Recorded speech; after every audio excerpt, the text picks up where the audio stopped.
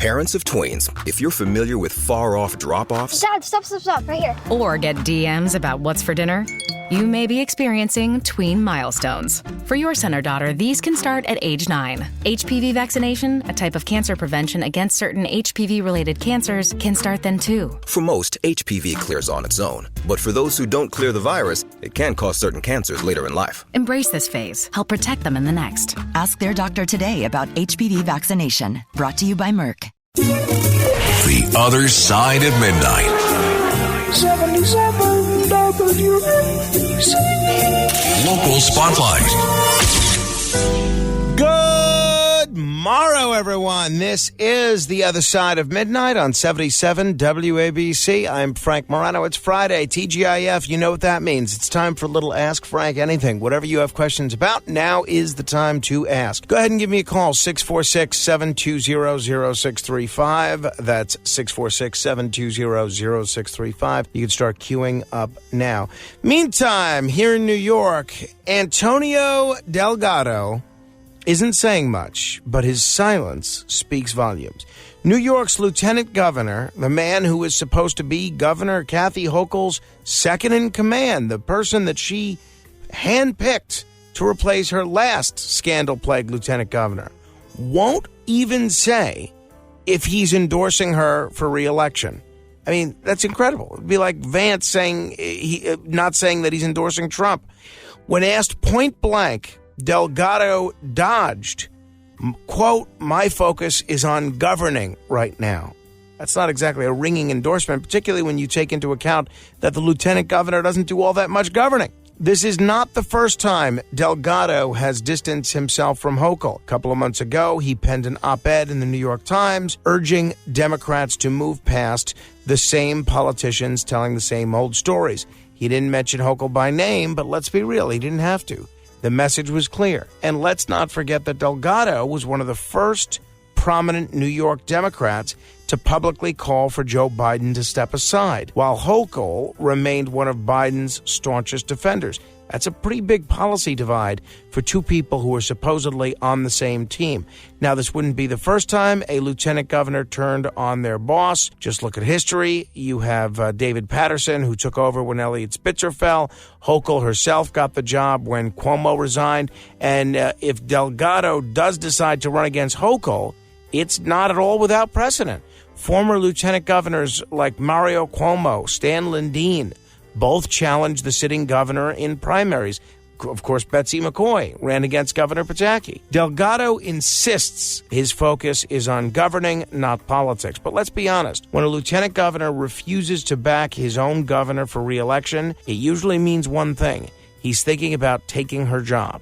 So, will Antonio Delgado make a move? He's not saying. But if history is any guide, Hochul might want to watch her back. We'll see where it goes, but I would not be too comfortable if I was the governor. All right, let me hear your questions. 646-720-0635.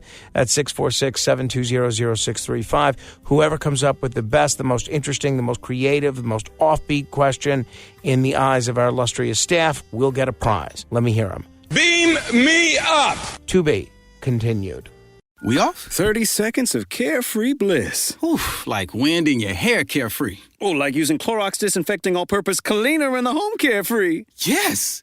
Like dog slobbing on the coffee table and cleaning it with Clorox Carefree. He's on a roll now. Spit toothpaste on the faucet. You got it. You got it.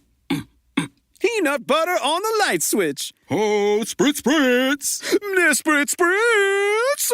Clorox, man. Clean feels good. Okay, we're back. Use as directed. The Other Side of Midnight. 77 WABC. Local Spotlight.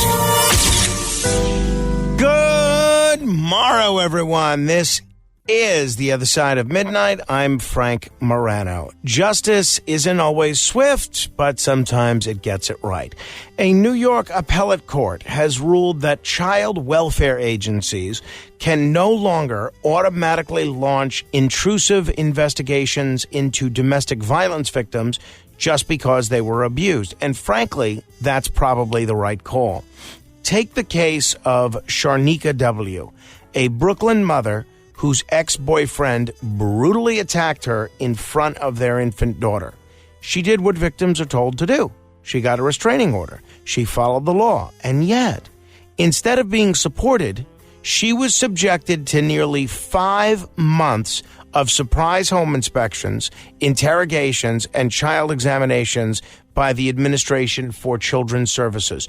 A judge even admitted she had done nothing wrong, but still forced her to submit to state surveillance. Imagine that. You get beaten, and the system responds by treating you like the problem. Why would anyone ever cooperate with law enforcement if they're risking getting their child taken away from them? The practice has been in place for decades, with thousands of families subjected to these humiliating visits every year. And it's no secret that it discourages victims from coming forward. If you know what calling the police on your abuser could mean, child welfare agents, rummaging through your home, searching your kids, and treating you like a criminal, would you still make that call? I know I probably wouldn't. That's why this ruling is so important and, frankly, long overdue. The court recognized that family intervention should be based on actual danger to a child, not just the assumption that a victim might take an abuser back. If there's real evidence of risk, child welfare agencies can still act, but this ruling makes clear victims of abuse should not be automatically treated as suspects, and I agree wholeheartedly. For too long, survivors of domestic violence have been put in an impossible position, forced to choose between their safety and their parental rights. With this decision, maybe, just maybe, that's starting to change. I hope there's more services offered for women especially, but parents in general, of children who are themselves survivors of domestic violence, because these are people that need help. They need support. They need agencies within the government to look out for them. They don't need to be subjected to scrutiny and treated as if they're criminals. That's my take anyway. Beam me up! To be continued. This episode is brought to you by Principles. Are there limits to the U.S. government's debt growth? What will happen if the debts are not curtailed? What should policymakers or investors do? Those are urgent questions that legendary investor and New York Times bestselling author Ray Dalio addresses in his new book, How Countries Go Broke: The Big Cycle. The book comes out in June and is available for pre-order today, wherever books are sold. The Other Side of Midnight. 77 WABC. Local Spotlight.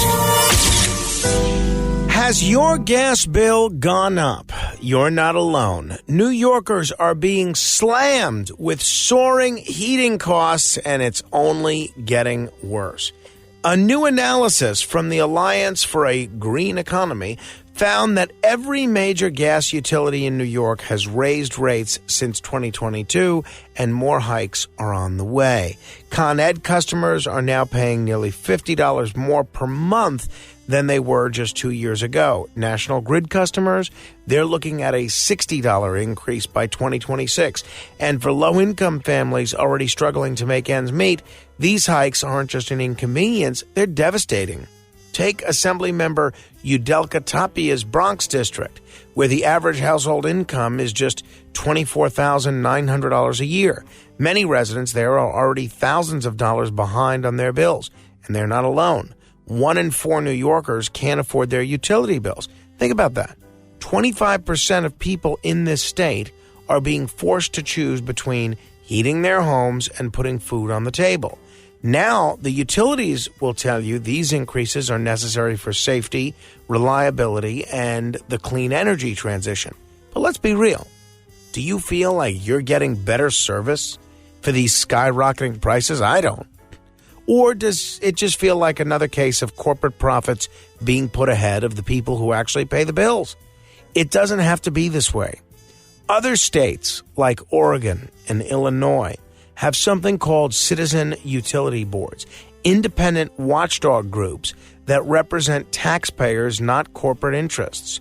These boards have saved customers billions of dollars by pushing back against unfair rate hikes and demanding more transparency. Why doesn't New York have one? Maybe it's time we did. I know Mario Cuomo pushed for this in the early 90s, and they actually started the ball rolling on this, and then Governor Pataki kind of pulled the plug on it. But the New York Heat Act is being pushed as a solution aimed to cap gas and electricity costs at 6% of household income and remove subsidies for new gas hookups. That might be a start, but we also need real accountability because right now the deck is stacked against everyday New Yorkers. A citizen utility board would give ratepayers a voice and a fighting chance to keep more of their hard-earned money. So here's the question. Are we just going to keep taking these hikes on the chin, or are we going to demand a system that works for us? If you're tired of paying through the nose for basic utilities, it's time to make some noise. Because if we don't, the next rate hike isn't a matter of if, it's a matter of when. Beam me up! To be continued. ChatGPT Plus is free for college students through May. Here's the thing. You've got a lot to do between now and then. Studying for finals, writing papers, trying to keep your life on track. And ChatGPT can help with all of it. It can quiz you for your econ exam, make a study guide from your French notes, plan out your meals and study breaks. It can get really specific on how you like to learn. It can even help you come up with ways to stop procrastinating. So from now until summer break, take advantage of all the ways ChatGPT can make your life easier. Restrictions apply. The Other Side of Midnight. 77 WABC. Local Spotlight. It's been a rough week for judges in New York. 3 have resigned in disgrace following misconduct investigations by the state's Commission on Judicial Conduct. And the details? They don't exactly inspire confidence in our judicial system. First, there's Richard Snyder, a judge from Rensselaer County. He tried to wiggle his way out of jury duty by claiming on a recorded conversation, no less, that he already knows how everyone who comes before him in court is guilty. Noam Layden brought us that story yesterday. Quote, "They wouldn't be in front of me if they weren't," he said. That's right. The guy entrusted with upholding justice openly admits he doesn't believe in the presumption of innocence. He's now off the bench for good. Then there's Judge Louis Violenti in Erie County. A decade ago, he resigned after he was caught in a bizarre ticket-fixing scheme, coaching a police officer to impersonate a defendant in court so he could dismiss a citation. Somehow, after all that, he was allowed to return to the bench last year, but the Misconduct Commission wasn't having it. And now he's agreed to step down permanently. Frankly, he never should have been allowed back in the first place. And finally, we have Judge Julie Cuck from Steuben County. She was caught driving drunk while a child was in the car. She pleaded guilty to DWI and thankfully is also stepping down from the bench. 3 judges, 3 scandals, and 3 resignations in 1 week. That's not a fluke. That's a pattern. And it raises a bigger question. Is there something fundamentally wrong with how we pick judges in this state? In New York, you don't have to be the most qualified person to become a judge. You just have to be the most connected. Too often, judicial appointments go to political insiders, party loyalists, and well-placed hacks rather than the most competent legal minds.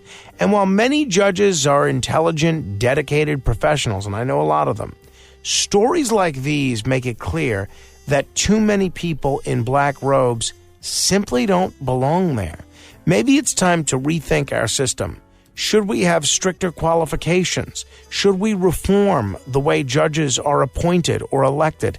Because if we don't, we're going to keep seeing unqualified, ethically compromised judges making a mockery of the courts.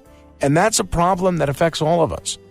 I, for one, think we need to totally reform the judicial selection process in the state. Beam me up! To be continued.